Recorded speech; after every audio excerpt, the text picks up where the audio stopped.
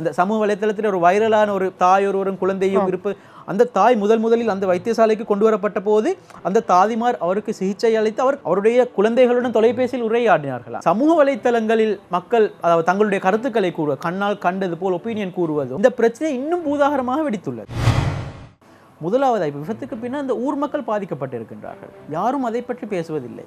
குறித்த போலீஸ் நிலையத்திலே இருக்கின்ற போலீஸ் உத்தியோகஸ்தர்கள் பலருடனும் நான் கதைத்தேன் சென்று. அவர்கள் எவரும் எங்களால் ஒரு பிடி உணவை சோற்றை கையால் உண்ண முடியாத நிலைக்கு அவர்கள் சென்றிருக்கின்றனர். அந்த பிணங்களை, அந்த இறந்தவர்கள் இரத்தம் அவற்றை கண்டு அவர்கள் அந்த அளவுக்கு உள ரீதியாக பாதிக்கப்பட்டிருக்கின்றார்கள். அதே ஊரை சேர்ந்த முச்சக்கர வண்டி சாரதிகள், அந்த அக்கம் பக்கத்தில் வீட்டில் இருப்பவர்கள் தான் அந்த உயிர்களை காப்பாற்றியும் இன்னும் காயப்பட்டவர்களை எடுத்து சென்றும் இருக்கின்றார்கள். அவர்களுடைய மனநிலை இன்னொரு புறம் பாதிக்கப்பட்டிருக்கின்றது. இந்த அத்தனைக்கும் மத்தியில் சமூக வலைத்தளத்திலே ஒரு பதிவு, அதாவது மே 11ஆம் தேதி இந்த நிகழ்வு நடக்கிறது. 12ஆம் தேதி அந்த பாதையிலே சென்ற ஒரு டியூஷன் சார் ஒருவர் அவர் சொல்கிறார், நான் காலையில் செல்லும் போது மக்கள் அங்கே கூடியிருந்தார்கள், நான் எனது டியூஷன் பண்டாரவளைக்கு சென்றேன், அதன் பின்னர் திரும்ப நான் அந்த பாதையில் செல்லும்போது நான் அந்த இடத்தில் இறங்கி என்ன நடந்தது என கேட்டேன். அப்போது அங்கே இருந்த ஒருவர் கூறியதாக அவர் ஒரு அழகான ஒரு பதிவை சிங்களத்திலே எழுதியிருக்கின்றார். அது இந்த செய்தியை போன்றே சமூக வலைத்தளங்களில் மிகவும் வைரலாக பரவியது. ஆல்டர்னேட்டிவ் சோஷியல் மீடியாக்கள் இருக்கின்ற பேஜ்கள் அவர்கள் இதனை ஒரு உண்மையான செய்தி போன்று பிரசுரித்தார்கள். அதிலே கூறியிருக்கின்ற ஒரு விடயம்தான் சுவசரிய 1990 சுவசரி ஆம்புலன்ஸ் வருவதற்கு பல மணி நேரங்கள் சென்றதான ஒரு குற்றச்சாட்டு. இரண்டாவது, போலீஸ் உத்தியோகஸ்தர்கள் இங்கே வருவதற்கு 2 மணி நேரம் சென்றது. இங்கே இருக்கின்ற வைத்தியசாலையிலே ஒரு பெண்டோல் கூட இல்லை. இது போன்ற குற்றச்சாட்டுக்களை யாரோ அங்கே இருக்கின்ற பேரை கூட குறிப்பிடவில்லை, அங்கே இருக்கின்ற ஒருவர் குறிப்பிட்டதாக அவர் சமூக வலைத்தளத்தில் எழுதியிருக்கின்றார்.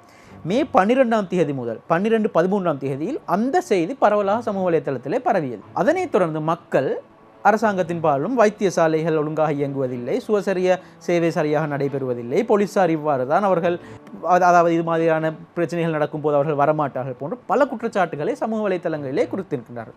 எனவே இந்த நேரத்தில் தான் நான் அந்த ஊருக்கு சென்றேன். முதலாவதாக போலீஸ் நிலையத்திற்கு சென்று நிலைய எஸ்ஐ ஒருவருக்கு OIC அவரிடம் கதைத்து நடத்தை கேட்கும் போது அவர் கூறினார், சம்பவம் நடைபெற்று 5 நிமிடத்துக்குள் எனக்கு ஊரில் இருக்கின்ற ஒருவர் தொலைபேசி அழைப்பை விடுத்தார். 19 நிமிடத்தில் சரியாக நான் அந்த இடத்திற்கு 4 போலீஸ் உத்தியோகஸ்தர்களை அனுப்பினேன். அதே போலீஸ் நிலையத்தில் நிறுத்தி வைக்கப்பட்டிருக்கின்ற சுவசரி ஆம்புலன்ஸ் சேவை அவர்களிடம் வினவிய போது அவர்கள் கூறுகின்றார்கள், 20 நிமிடம் நாங்கள் அந்த நாளிலேயே இங்கே அந்த பிரதேசத்தில் சுவசரிய அந்த சேவை காணப்படவில்லை, ஆனால் நூரலியாவிலிருந்து 30 நிமிடத்திற்குள் எங்களுடைய முதலாவது ஆம்புலன்ஸ் வண்டி அங்கே வந்திருக்கின்றது. மேலே பாதையிலிருந்து அந்த விபத்து நடைபெற்ற இடத்தை பார்க்கும் போது எதுவுமே தெரியாது. அந்த கீழ் அது ஒரு 90% செங்குத்தான ஒரு பள்ளத்தாக்கு. எனவே கீழே இருக்கின்ற மேலே இருக்கின்றவர்கள் பார்த்து கொண்டிருக்கின்றார்கள். ஆம்புலன்ஸ் வண்டிகள் பின்புறத்தால் தான் கொண்டு வரப்பட்டிருக்கிறது. அந்த ஜியோகிராஃபிக்கலி அந்த இடத்தை பற்றி எதுவுமே தெரியாமல் சமூக வலைத்தளத்திலே விமர்சனங்களை முன்வைக்கின்றார்கள். ஸோ வைத்தியரிடம் சீஃப் மெடிக்கல் ஆஃபீஸர் வீரதுங்க என்கின்ற வைத்தியர் அங்கே சந்தித்து அவரிடம் கதைக்கும் போது அவர் கூறினார், எமது வைத்தியசாலை வெறுமனே ஒரு பிரதேச வைத்தியசாலை தான், ஆனாலும் போதனா வைத்தியசாலை ஒன்றுக்கு தேவையான அளவு மருந்துகள் எங்களிடம் இருக்கின்றன, ஒரு பெண்டோல் கூட இல்லை என்பதை நான் சமூக வலைத்தளத்தில் பார்க்கும்போது எனக்கு மிகவும் கவலையாக இருக்கின்றது. அவர் கூறுகின்றார், ஏனென்றால் 2 லட்சம் பெண்டோல்கள் அந்த பாராசிட்டமோல்கள் அந்த வைத்தியசாலையில் இருக்கின்றது. எனவே எதையுமே ஆராயாமல் இது மாதிரி சமூக வலைத்தளத்திலே கிரிட்டிசைஸ் பண்ணுவதனூடாக அந்த வைத்தியசாலையில் இருக்கின்ற தாதிமாருடன் அனைவருடன் கதைத்தும் அனைவரும் ஏதோ ஒரு வெறுப்புடன் அது மிகவும் கவலையாக அவர்கள் கூறுகின்றார்கள். நாங்கள் உயிரை பணயமாக வைத்து அன்றைய தினம் சேவை செய்தோம். விபத்து நடைபெற்ற இடத்திற்கு வைத்திய குழு ஒன்று சென்றிருக்கின்றார்கள் வைத்தியசாலையில்.